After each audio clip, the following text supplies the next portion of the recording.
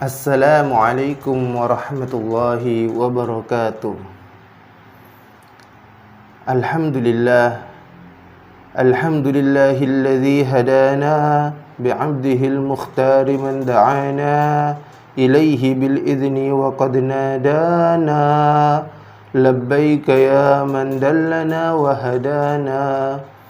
أشهد أن لا إله إلا الله وحده لا شريك له وأشهد أن سيدنا ونبينا محمدا عبده ورسوله وصفيه وخليله وحبيبه اللهم صل وسلم على سيدنا محمد نورك الساري ومدادك الجاري واجمعنا به في كل أطواري وعلى آله وصحبه يا نور أما بعد فيا عباد الله أيها المشاهدون, para pemirsa Al-Barakat TV yang dimuliakan Allah, alhamdulillah, segala puji bagi Allah yang telah mengumpulkan kita, yang telah mempertemukan kita kembali di dalam acara Rauha, di dalam pembacaan kitab Bidayatul Hidayah.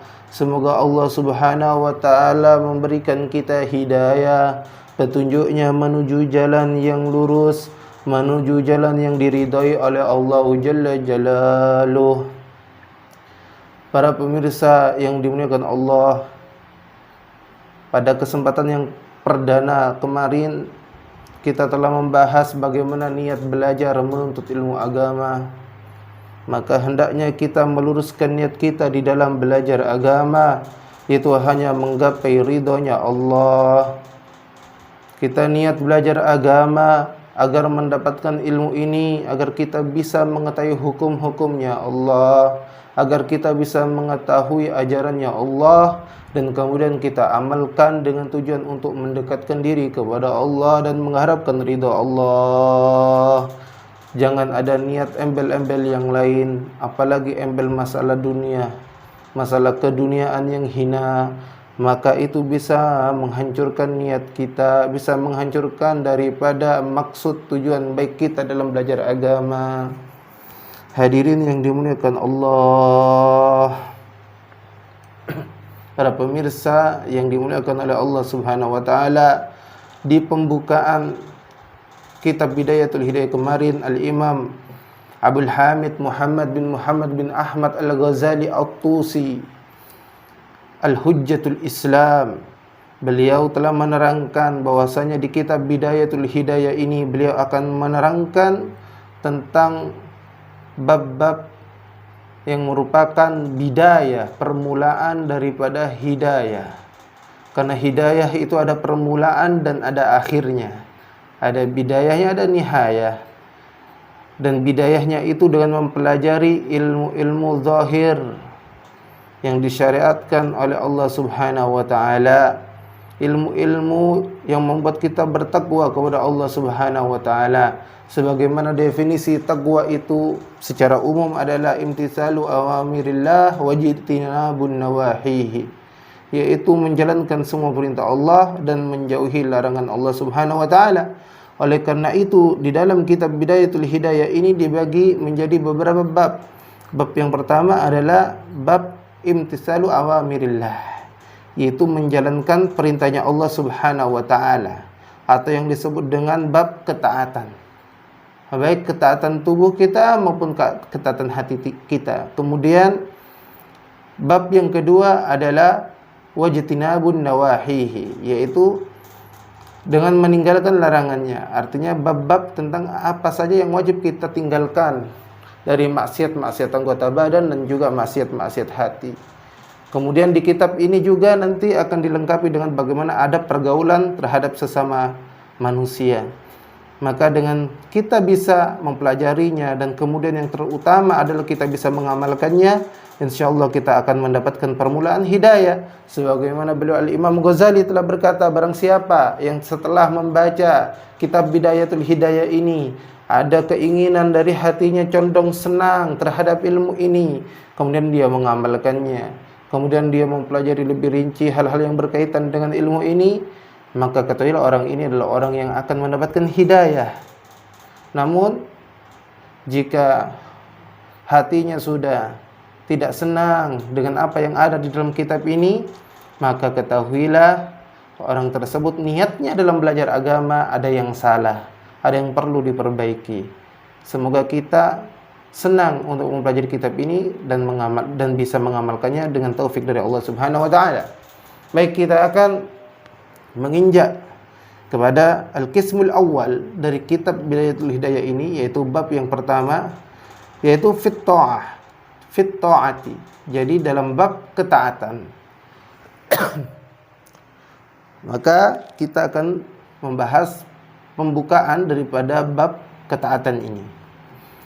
Qala musannif rahimahullahu ta'ala, berkata pengarang kitab ini yaitu Al-Imam Ghazali, Al-Hujjatul Islam Al-Imam Ghazali, Al-Qismul Awwal, bab yang pertama, fit ta'ati, di dalam bab ketaatan.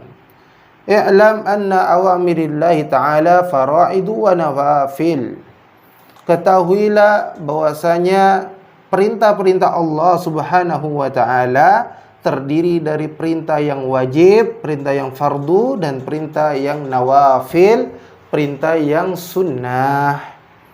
Wal fardu, adapun perintah yang fardu itu ra'sul mal, adalah modal utama. Ya. Wa bihi tahsulun najah, yang mana dengannya akan menghasilkan keselamatan. Di sini Al-Imam Ghazali mengatakan bahwasanya perintah-perintah Allah Subhanahu wa taala terdiri dari dua. Perintah yang semestinya kita kerjakan itu terdiri dari dua bagian. Yang pertama adalah fardu, ya, hal yang wajib, dan yang kedua adalah an-nawafil, yang sunnah. Apa itu yang fardu? Artinya yang fardu adalah segala sesuatu yang diwajibkan atau dibebankan oleh Allah Subhanahu wa taala kepada setiap mukallaf, orang mukmin muslim yang mukallaf, yang dia sudah baligh dan bisa membedakan, mumayyiz, membedakan baik dan buruk, dan dia seorang yang muslim, maka terkena kewajiban yang fardu ini menurut syara. Ya. Seperti apa? Seperti sholat 5 waktu, seperti puasa di bulan Ramadan, kemudian membayar zakat, ya, sesuai dengan ketentuan-ketentuannya, dan juga berhaji bagi yang mampu. Ini adalah hal-hal yang fardu. Nah, kemudian wan nawafil, dan juga perintah-perintah yang sunnah. Perintah yang sunnah seperti adalah sesuatu yang dianjurkan kepada kita untuk mengerjakannya. Apabila kita kerjakan, kita mendapat pahala. Apabila kita tinggalkan, maka kita menjadi orang yang rugi, walaupun tidak berdosa, tapi rugi karena kita tidak mendapatkan tambahan pahala. Itu yang disebut dengan nawafil. Nah, dan kemudian Al-Imam Ghazali di dalam kitab Bidayatul Hidayah ini mengatakan, memisalkan bahwasanya kita sedang berdagang dengan Allah Subhanahu wa taala. Kita sedang berjual beli dengan Allah Subhanahu wa taala. Dan sesungguhnya perdagangan di sisi Allah adalah sesuatu yang kekal dan abadi. Kalau perdagangan kita di dunia dengan sesama manusia, itu perdagangan yang tidak abadi, yang tidak kekal. Ya. Tetapi perdagangan dengan Allah adalah perdagangan yang kekal abadi, dan keuntungannya itu pasti. Kalau kita berdagang dengan sesama manusia, belum tentu kita beruntung. Namun jika berdagang dengan Allah, Allah telah menjamin keuntungan ketika mau berjual beli dengan Allah Subhanahu wa taala, artinya dalam hal menjalankan perintah-perintah Allah Subhanahu wa taala. Di sini Al-Imam Ghazali memisalkan seseorang itu dalam menjalankan ketaatan seperti berdagang, bahwasanya wal fardu, sesuatu yang diwajibkan oleh Allah Subhanahu wa taala itu seperti modal usahanya, ra'sul mal, seperti modal pokoknya, modal usahanya. Wa bi tahsulun najah. Kalau dia memperoleh hasil dari perdagangannya itu sesuai dengan modalnya, maka dia orang yang selamat. Dia tidak rugi. Ya, sebagaimana kita berdagang di dunia, misalnya modal kita membuka toko misalnya 100 juta. maka kembali 100 juta, maka kita orang yang selamat, tidak rugi. Nah, wan naflu, adapun hal-hal perkara yang sunnah itu diibaratkan huwar ribhu, dia seperti keuntungan. Nah, wa bihil fauzu bid darajat, maka dengannya akan mendapatkan keuntungan dengan beberapa derajat. Nah, jadi misalnya kita punya modal 100 juta dalam membuka toko, maka setelah berjalan toko ini, perdagangan kita berjalan, maka menghasilkan 150 juta. Maka 100 juta adalah modal yang membuat kita selamat, 50 juta adalah keuntungannya. Nah, begitu juga kalau kita berdagang dengan Allah Subhanahu wa taala, kalau kita menjalankan perintah Allah Subhanahu wa taala, kalau kita hanya menjalankan ibadah fardunya saja seperti kita, maka kita akan selamat dari api nerakanya Allah. Namun jika kita tambah dengan hal yang sunnah, maka akan mendapatkan keuntungan yang lebih di sisi Allah Subhanahu wa taala, dan dia menjadi orang yang faizin, orang yang beruntung dengan beberapa derajat di sisi Allah Subhanahu wa taala. Naam.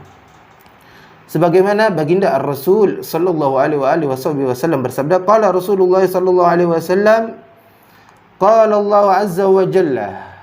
Nabi bersabda, Allah Subhanahu wa taala berfirman. Berarti ini adalah hadis qudsi.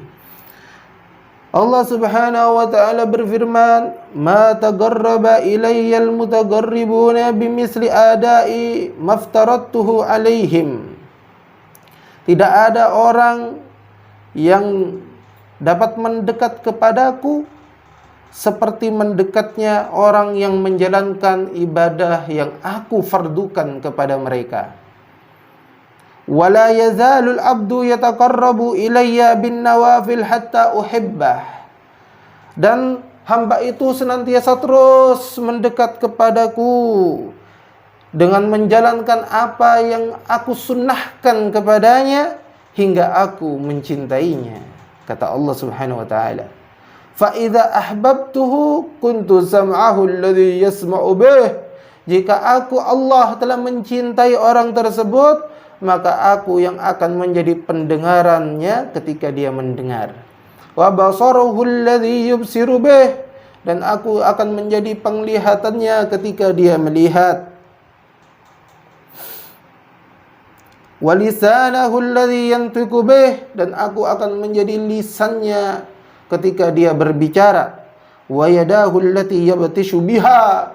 Dan aku yang akan menjadi tangannya ketika dia menyentuh atau memegang. Wa rijlahu allati yamshi biha. Dan aku akan menjadi kakinya yang dia pakai ketika berjalan. Nah, dari hadis ini kita bisa mengetahui bahwasanya tidaklah seseorang bisa mendekat kepada Allah melainkan dengan menjalankan apa yang difardukan oleh Allah Subhanahu wa taala. Maka kalau kita menjalankan yang difardukan oleh Allah, berarti kita telah berjalan untuk mendekat kepada Allah Subhanahu wa taala. Dan seseorang hamba itu, kita akan terus dikatakan mendekat kepada Allah selama kita menjalankan ibadah-ibadah sunnah. Maka kita akan semakin dekat lagi kepada Allah. Setelah kita menjalankan yang fardu, kita menjalankan yang sunnah. Ya, jangan menjalankan yang sunnah sebelum yang fardu dikerjakan. Jadi yang fardu wajib dikerjakan, kemudian kita tambah dengan yang sunnah, maka kita akan semakin dekat kepada Allah sehingga Allah mencintai kita. Kalau Allah sudah mencintai kita, maka Allah yang akan menjadi pendengaran kita ketika mendengar. Maksudnya apa? Maksudnya kita akan dijaga oleh Allah. Pendengaran kita akan dijaga oleh Allah dari mendengarkan hal-hal yang diharamkan oleh Allah Subhanahu wa taala. Allah yang akan menjadi penglihatan kita ketika melihat. Artinya Allah akan jaga penglihatan kita ketika Allah mencintai kita. Allah akan jaga penglihatan kita dari hal-hal yang diharamkan Allah Subhanahu wa taala, maupun dari memandang remeh sesama muslim dan sebagainya. Kemudian ketika kita berbicara, maka Allah yang akan menjadi lisan kita dalam berbicara. Artinya Allah akan jaga lisan kita untuk tidak membicarakan sesuatu yang haram, yang diharamkan oleh Allah Subhanahu wa taala, dan Allah akan membimbing lisan kita untuk senantiasa digunakan membaca Al-Qur'an, berzikir, berdoa, dan apa yang diridhai oleh Allah Subhanahu wa taala. wa yadahu allati yabtishu biha, dan Allah akan menjadi tangan kita ketika kita sudah dicintai oleh Allah Subhanahu wa taala. Artinya Allah akan menjaga tangan kita dari tangan kita melakukan perbuatan maksiat. Allah akan gunakan gerakkan tangan kita untuk melakukan hal-hal kebaikan seperti menolong sesama, bersedekah dan sebagainya. Dan Allah menjaga tangan kita dari hal-hal yang dilarang Allah seperti membunuh, memukul tanpa hak dan sebagainya. Naam. Wa rijlahu allati yamshi biha, dan Allah yang akan menjadi kaki kita ketika kita nanti berjalan. Artinya Allah akan menjaga kaki kita dari melangkah ke tempat-tempat maksiat. Allah akan menggerakkan kaki kita untuk menuju ke tempat-tempat yang diridhai oleh Allah Subhanahu wa taala. Demikianlah jika Allah telah mencintai seorang hambanya, karena hambanya telah mendekat kepada Allah dengan perkara yang fardu, kemudian semakin mendekat kepada Allah dengan menjalankan perkara yang disunnahkan. Walan tasila ayyuhat talib. Kemudian Al-Imam Ghazali melanjutkan dalam kitabnya ini, walan tasila ayyuhat talibu ila al-qiyami bi awamirillahi ta'ala illa bi muraqabati qalbika wa jawarihika fi lahadhatika wa anfasika min hina tumsi ila hina tusbih. Tidak akan engkau, wahai penuntut ilmu, tidak akan engkau dapat menghasilkan menjalankan perintah-perintahnya Allah ini kecuali dengan engkau senantiasa sadar karena diawasi oleh Allah Subhanahu wa taala. Engkau ini tidak akan bisa menjalankan perintah Allah. Kita ini tidak akan bisa menjalankan perintah Allah Subhanahu wa taala, baik itu yang fardu, ya, terlebih yang sunnah, kecuali dengan cara apa? Kita harus senantiasa merasa diawasi oleh Allah Subhanahu wa taala, bimuraqabati qalbika, dengan menyadarkan hati kita, wa jawarihika, dan seluruh anggota badan kita, di saat ramai maupun di saat sendirian, dari pagi hari hingga sore hari, dari sore hari hingga pagi hari. Fa'lam, ketahuilah, annallaha tabaraka wa ta'ala muttali'un ala dhamirik. Ketahuilah bahwasanya Allah Subhanahu wa taala mengetahui apa yang ada di dalam hatimu, mengetahui semua daripada perbuatanmu. Wa musyrifun ala dhahirika wa batinika. Dia Allah tahu apa yang zahir, yang kamu zahirkan, yang kamu lahirkan, maupun yang batin dari dirimu. Wa muhitun bi jami'i khataratika wa lahadhatika wa khatawatika wa sa'iri sakanatika wa harakatika, dan Allah meliputi segalanya, baik itu dirimu yang ada di dalam hatimu, lintasan-lintasan yang ada di hatimu.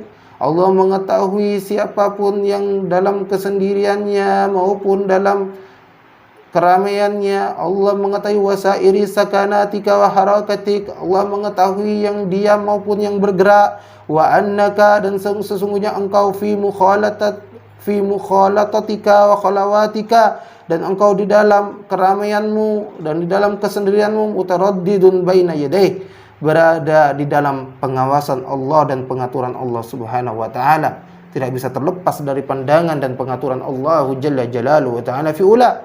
Fala yaskunu fil mulki wal malakut sakinun wala yataharraku mutaharrikun, dan janganlah yaskunu fil mulki wal malakut sakinun wala yataharraku mutaharrikun illa wajabbarus samawati wal ardi mutlai'un alaih. Dan tidaklah semua apa yang diam, yang berada di dalam kerajaan langit dan bumi ini, yang bergerak maupun yang diam, dari benda yang bergerak maupun benda yang diam tidak bisa bergerak, kecuali semuanya itu berada di dalam kekuasaan Allah Subhanahu wa ta'ala, yang mana Allah Subhanahu wa ta'ala dapat melihat, mengetahui semuanya. Sebagaimana Allah Subhanahu wa ta'ala berfirman, ya'lamu kha'inatal a'yuni wa ma tukhfis sudur. Sesungguhnya dia Allah mengetahui pandangan-pandangan yang berkhianat, dan apa yang disembunyikan di dalam hati. Wa qauluhu ta'ala, dan Allah Subhanahu wa taala juga berfirman, ya'lam sirra wa akhfa. Dia Allah mengetahui yang sir, yang rahasia, wa akhfa, dan apa yang lebih tersembunyi lagi. Ulama mengartikan as-sir, sir. Jadi as-sirru itu adalah yang kita rahasiakan di hati kita. Jadi Allah mengetahui rahasia hati kita. Lintasan yang ada di hati kita Allah tahu. Wa akhfa, dan apa yang lebih halus lagi daripada itu. Maksudnya apa? Al-akhfa di sini adalah sesuatu yang belum terlintas di hati kita. Mungkin masih besok akan terlintas di hati kita, atau masih 1 minggu lagi akan terlintas di hati kita, atau masih 1 bulan, 1 tahun lagi akan terlintas di hati kita. Allah sudah tahu. Allah tahu apa yang ada di hati kita saat ini, yang disebut dengan sir, dan Allah juga mengetahui yang akhfa, yaitu yang belum kita lintaskan dalam hati kita, yang mungkin besok akan kita lintaskan dalam hati kita. Allah sudah mengetahuinya.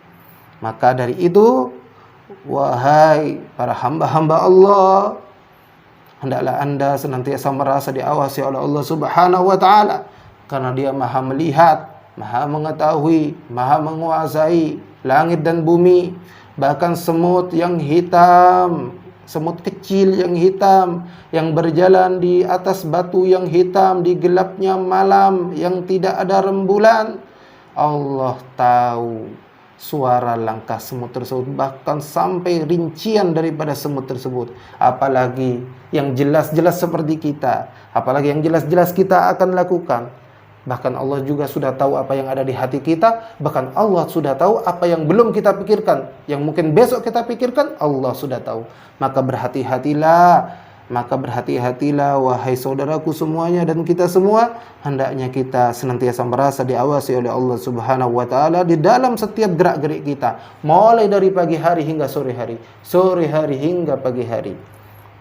Maka dengan demikian kita akan bisa melakukan ketaatan perintah-perintah Allah Subhanahu wa taala dan menjauhi maksiat-maksiat yang diharamkan oleh Allah Subhanahu wa taala.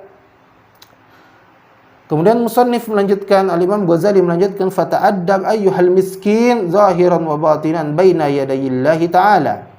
Maka beradablah kalian secara zahir dan batin di hadapan Allah Subhanahu wa taala. Ta'addabul 'abdil dzalilil muznibi fi hadratil jabbaril qahhar.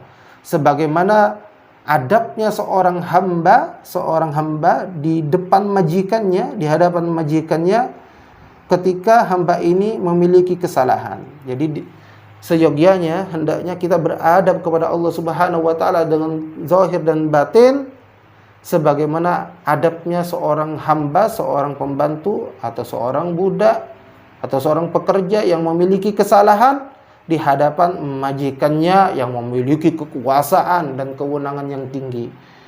Wajtahid an la yaraka maulaka haitsu nahaka. Maka bersungguh-sungguhlah engkau di hadapan tuanmu untuk tidak mengerjakan apa yang dilarang oleh tuanmu. Wala yafkidaka haitsu amaraka. Dan hendaklah engkau bersungguh-sungguh untuk mengerjakan apa yang diperintahkan oleh tuanmu kepadamu. Jadi kalau kita beradab zahir dan batin kepada Allah, setelah kita tahu bahwasanya Allah Subhanahu wa taala Maha melihat kita, Maha menguasai kita, tahu apa yang kita rahasiakan, bahkan yang belum terlintas di hati kita, Allah sudah tahu, maka hendaknya kita merasa banyak dosa di hadapan Allah Subhanahu wa taala. Kita merasa seperti seorang budak yang banyak kesalahan di hadapan majikan yang memiliki kekuasaan dan kewenangan yang besar. Maka dengan itu pasti akan tumbuh di dalam hati kita kesungguh-sungguhan untuk meninggalkan apa yang majikan kita tidak sukai, dan kita akan mengerjakan apa yang majikan kita senangi atau perintahkan kepada kita. Maka seharusnya kita begitu di hadapan Allah Subhanahu wa taala. Ayuhal ikhwa, saudaraku yang dimuliakan Allah. Kemudian dilanjutkan di sini Imam Ghazali berkata, walan taqdiru ala dzalika illa bi an tuwazzi'a awqataka wa turattiba awradaka min sabahika ila masaik. Dan engkau tidak akan mampu untuk menjalankan ketaatan-ketaatan tadi kecuali jika engkau bisa meluangkan waktumu, engkau bisa membagi waktumu untuk menjalankan ketaatan kepada Allah Subhanahu wa taala, wa turattiba auradaka min sabahika ila masaik, dan engkau menertibkan atau mengatur jadwal wiridmu ataupun amalan-amalanmu dari pagi hingga sore hari. Naam. Maka sebagaimana baginda Nabi sallallahu alaihi wasallam bersabda, yang bagi lil mu'min an yakuna lahu arba'a sa'atan minan nahar.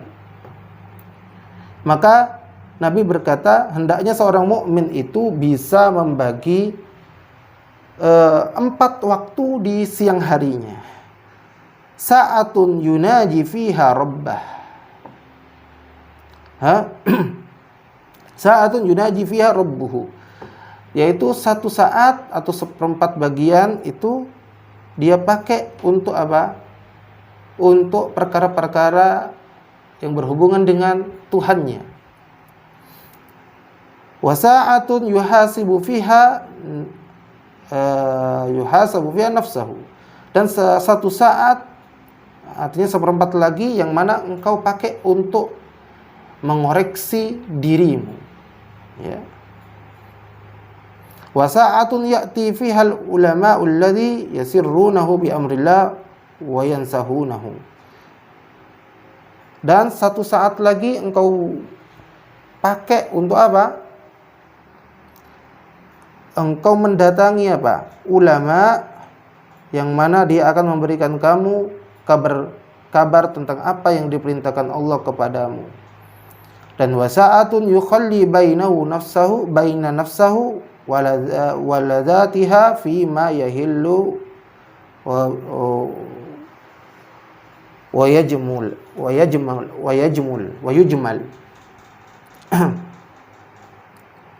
Jadi, dan 1/4 lagi, wasa'atun yukhalli baina nafsahu walidatiha fi ma yahillu fima yahullu wa yajmulu. Nah, jadi 1/4 waktu kemudian digunakan untuk nafsumu dan apa-apa yang lezat bagi nafsumu dari yang dihalalkan oleh Allah Subhanahu wa taala. Artinya gini, Nabi baginda Rasul sallallahu alaihi wasallam menyarankan kita untuk membagi hari kita menjadi 4 bagian. Siang kita menjadi 4 bagian. 1/4-nya untuk kita gunakan beribadah kepada Allah Subhanahu wa taala. 1/4-nya kita gunakan untuk mengintrospeksi diri kita. 1/4-nya kita gunakan untuk belajar ilmu agama dari para ulama. Dan 1/4 waktunya kita gunakan untuk apa? Untuk menyenangkan daripada diri kita dengan menjalankan sesuatu yang halal. Ya, seperti misalnya kita melakukan rihla, ataupun kita melakukan pekerjaan, ataupun makan, ataupun perbuatan lainnya yang dihalalkan oleh Allah Subhanahu wa taala. Artinya istirahat. Ya, jadi 4 waktu, 1/4 dipakai untuk beribadah kepada Allah, 1/4 dipakai kita introspeksi diri, 1/4 waktu dipakai untuk mencari ilmu agama, mendatangi ulama. Kemudian 1/4 waktu dipakai untuk beristirahat atau memberikan hak untuk badan kita. Naam. Maka dengan kita bisa mengatur waktu kita seperti itu, seperti yang disarankan oleh baginda Rasulullah SAW, maka kita bisa istiqomah di setiap harinya untuk menjalankan ketaatan kepada Allah Subhanahu wa taala. Dan kita bisa menertibkan, memiliki waktu-waktu wirid-wirid tertentu yang kita istiqomah melakukannya dari semenjak pagi hingga sore hari, kemudian menjelang pagi lagi, sore hari lagi, sedemikian seterusnya. Kemudian musannif pengarang kitab di sini Al-Imam Hujjatul Islam Al-Imam Al-Ghazali berkata, fa azghi ila ma yulqa ilaika min awamirillahi ta'ala 'alaika min hina tastayqidhu min manamika ila waqti ruju'ika ila madja'ik. Fa'asgi ila ma yulqa ilaika min awamirillah. Maka hendaklah engkau menyempatkan atau menggunakan waktumu untuk menjalankan perintah Allah Subhanahu wa taala atasmu. Min hina tastayqidhu min manamika, dari mulai kamu bangun dari tidur kamu, ila waqti ruju'ika ila madja'ik, hingga waktu kembalimu ke tempat kamu tidur lagi. Jadi artinya hendaklah kamu menjalankan ibadah-ibadah yang fardu dan ibadah-ibadah yang sunnah secara istiqamah, secara tertib semenjak kamu bangun tidur hingga engkau tidur lagi. Maka dengan demikian, maka kita bisa menjalankan ketaatan kepada Allah Subhanahu wa taala. Inilah muqaddimah dari bab ketaatan kepada Allah Subhanahu wa taala yang nanti di dalamnya akan dibagi lagi menjadi beberapa pasal-pasal, mulai dari ketaatan ketika kita bangun tidur hingga tidur lagi. Insya Allah kita akan lanjutkan di pertemuan yang selanjutnya. Semoga Allah Subhanahu wa taala menjadikan kita bisa mencapai makom muraqabah. Ini makom yang sangat tinggi, yaitu merasa diawasi oleh Allah Subhanahu wa taala. Sebagaimana baginda Rasulullah SAW bersabda ketika ditanya tentang al-ihsan, apa itu ihsan? Ihsan adalah an ta'buduna ka'annaka tara. Jadi an ta'buduna ka'annaka tara. Fa illam takun tara wa innahu yarak. Jadi antak buruna ka'annaka tarah. Engkau beribadah sebagaimana engkau melihat Allah Subhanahu wa taala. Fa illam takun tarahu fa innahu yaraka. Maka jika engkau tidak bisa melihat Allah, maka hendaknya engkau senantiasa merasa selalu dilihat oleh Allah Subhanahu wa taala. Allah dia muhitun bikulli syai', meliputi segala sesuatu, mengetahui segala sesuatu. Allah Maha melihat, Allah Maha mendengar. Allah ada bersama kamu di mana saja kamu berada. Artinya pengetahuan Allah senantiasa berada bersama kita. Allah tahu apa yang kita lakukan. Allah tahu apa yang kita katakan. Allah tahu apa yang masih kita simpan dalam hati kita. Allah tahu apa yang terbesit di hati kita. Bahkan Allah tahu apa yang akan terbesit di hati kita di waktu-waktu yang akan datang. Maka karena itu, jagalah hati kita. Hendaknya kita merasa senantiasa diawasi oleh Allah Subhanahu wa taala, dan kita banyak dosa. Karena Allah melihat hati kita. Mungkin dohir kita bagus, kita perindah dohir kita, tapi hati kita hanya kita dan Allah yang tahu. Oleh karena itu, hendaknya kita merasa banyak dosa di hadapan Allah, yang mana kita takut kepada Allah Subhanahu wa taala. Kita hanya mengharapkan ridhonya Allah Subhanahu wa taala dengan menjalankan apa yang diperintahkan oleh Allah dan menjauhi apa yang dilarang oleh Allah, mulai dari kita bangun tidur hingga kita tidur lagi. Dan hendaknya kita bisa mengatur waktu kita. Dan semoga Allah memberikan taufik kepada kita. Karena tanpa taufik dari Allah Jalla Jalaluh, maka kita tidak akan mampu melakukannya. Semoga yang sedikit ini bermanfaat. Subhanakallahumma wa bihamdika, asyhadu an la ilaha illa anta, astaghfiruka wa atubu ilaik. Wal afu minkum. Wabillahi taufiq wal hidayah. Wassalamualaikum warahmatullahi wabarakatuh.